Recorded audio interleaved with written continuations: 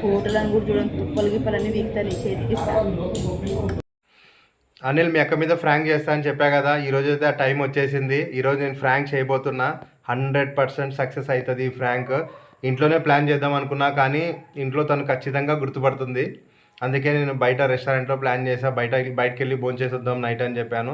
తనైతే రెడీ అవుతుంది. 10 మినిట్స్లో అక్కడికి వెళ్ళబోతున్నాం.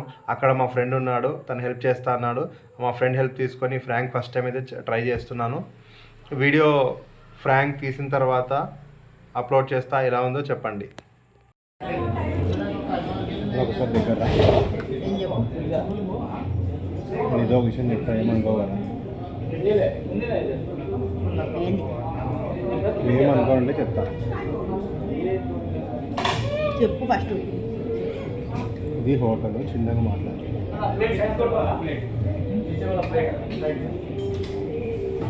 చెప్పమంటా? చెప్పు. ఏం లేదు కదా, నిన్న లైవ్లో చార్జ్ చేసింది లక్ష్మి.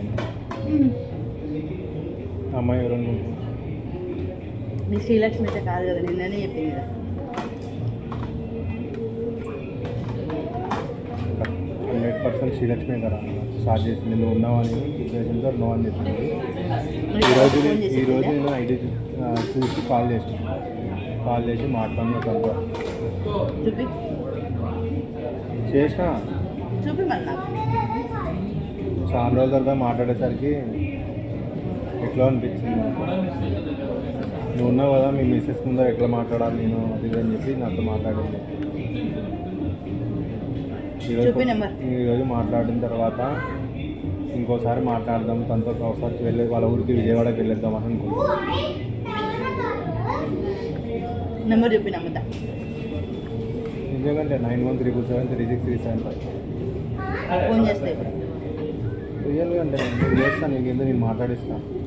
వెళ్దామా, నువ్వు కూడా వస్తే కొంచెం బాగుంటుంది. మసాలా చట్నీ నెయ్యి బస్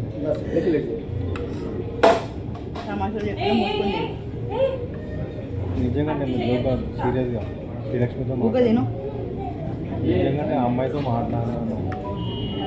శ్రీలక్ష్మి అని ఉన్నావని చెప్పి అట్లా ఎలా మాట్లాడతాం మీ మిస్సెస్ దగ్గర.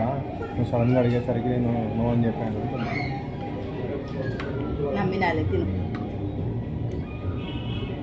అందుకే ఏమనుకోవద్దు అని నువ్వు ఫీల్ అవుతున్నావు కదా. కాదు కానీ తిని చిన్న ఊరు సదాయించకు. నిజంగా శ్రీలక్ష్మి నాకు ఎందుకు మాట్లాడినప్పటి నుంచి వాళ్ళ ఊరికి వెళ్ళి ఒకసారి చూద్దాం దాన్ని, ఇన్ని రోజుల తర్వాత ఎట్లుందో ఇంకా అని చెప్పి నాకు అనిపిస్తుంది. తినాలా వద్దా? అందుకే ఏమనుకోదని ముందే చెప్పాను. నువ్వు తమాషాలు చేయకుండా తిను కాదు కానీ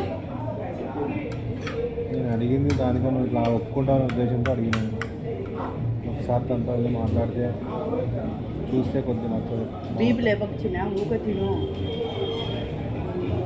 ఏమనుకోద్దని ముందే చెప్పినా కదా నీకు. ఏమనుకోవద్దు. ఒక్కసారి ఒప్పుకుంటే తన దగ్గరికి వెళ్ళి మాట్లాడి మళ్ళీ 2 డేస్లో వచ్చాను. కనీసం ఒక 2 డేస్ అన్న తనతో మాట్లాడి తనతో కలిసి వచ్చి నువ్వు వస్తా అంటే నువ్వు కూడా రావా. నేను ఫ్రాంక్గా చెప్తున్నాను. ఇంట్లో నాకు తెలుసు అని జమీన్గా చెప్తాను. ఇంట్లో నిజంగా శ్రీలక్ష్మి చార్జ్ చేసింది మనకు. కాబట్టి నీతో మాట్లాడేటప్పుడు నమ్ముతా. మాట్లాడి నమ్ముతా. పంపిస్తావా? మూతి పగల ఒకటి నీది ఆమె ఇద్దరు. అట్లా మాట్లాడదు తప్పక. ప్లీజ్ అట్లా ఇంకోసారి నేను హట్ అవుతాను.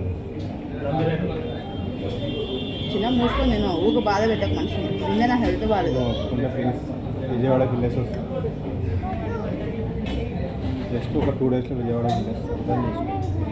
నువ్వు లేచి వెళ్ళిపోతే నుంచి ఇన్ని రోజుల తర్వాత మళ్ళీ తను చార్జ్ చేసి మాట్లాడింది. అది నీ వల్లనే. మా ఇద్దరు నువ్వు సీరియస్గా చిన్న కోపం చెప్పి చిన్న జోక్ అయితే మాత్రం చాలా సీరియస్ అయితే చెప్తాను. నేను సీరియస్గా తనకి చేసింది మాట్లాడిన ఈరోజు నువ్వు అర్థం చేసుకుంటే తన దగ్గరికి వెళ్ళి 2 డేస్లో మాట్లాడి వచ్చేస్తాను. అందుకని ఒప్పుకుంటేనే నేను చెప్పింది. నేను ఎందుకు నమ్మడం లేదు తనంటే శ్రీలక్ష్మి అంటే? నమ్మట్లేదు. తనతో ఫోన్ మాట్లాడిస్తే నమ్ముతా.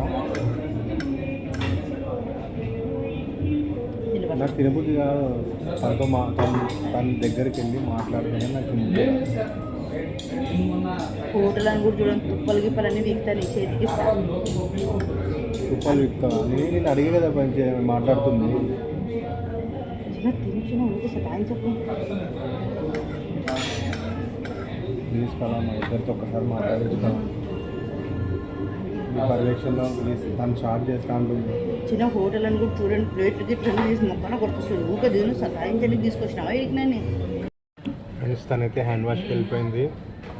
యాక్చువల్గా తను కోపం ఎక్కువైతుంది, ఎక్కడ తొందరదేమో అని చెప్పి భయం వేసి నేను డ్రాప్ అయిపోయినా. ఫ్రెండ్స్ ఈ ఫ్రాంక్ ఏ విధంగా ఉందో తనకైతే మ్యాక్సిమం కోపం వచ్చేసింది, నాకు భయం వేసి డ్రాప్ అయిపోయినా. ఫ్రెండ్స్ ఈ ఫ్రాంక్ ఎట్లుందో అప్లోడ్ చేస్తాను, ఖచ్చితంగా మీకు కామెంట్స్ పెట్టండి ఫ్రెండ్స్. Thank you.